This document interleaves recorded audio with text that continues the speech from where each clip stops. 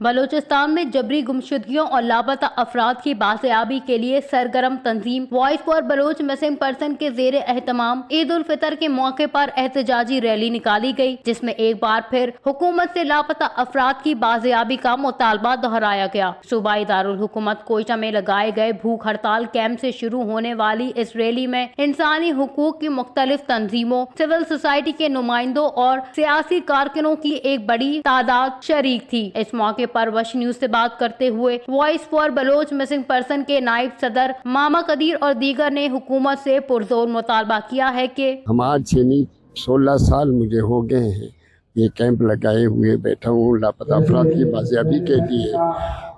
आज हर ईद को साल में 2 ईदें आती हैं, ईद उल फितर, ईद उल जुहा, तो हम हर ईद पे मुजाहरा करते हैं, रैली निकालते हैं, लोग आते हैं, लवाहिकीन आते हैं, जो लापता अफराद की माएँ बहनें आंसुओं को उठा के ले आते हैं। यहाँ एक तो गवर्नमेंट है ही नहीं, न सूबाई गवर्नमेंट है न मरकजी गवर्नमेंट है।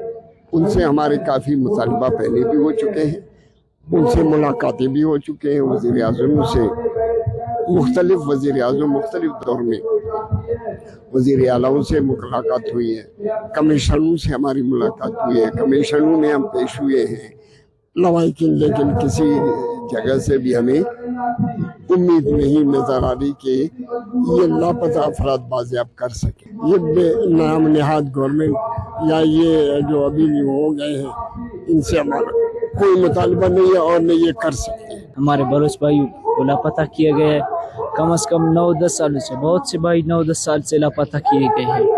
हम इस हुकूमत से, इस रियासत से दरख्वास्त करते हैं कि हमारे बहन और भाई जितने भी लापता है, लापता अफराद हैं, वापस लाए। लोग ईद के वक्त अपने घर में खुशियां मना रहे हैं और हम यहाँ रोडों पर बैठकर एक दूसरे के मुंह को देख रहे हैं। मुजाहिरीन का मजीद कहना था कि इनकी तंजीम लापता अफराद के लवाहिकीन के साथ मिलकर गुज़श्ता कई ईदें इसी तरह एहतजाज करते हुए गुजार चुकी हैं, लेकिन इनके बकौल अब तक इस मसले का कोई हल नहीं निकाला जा सका।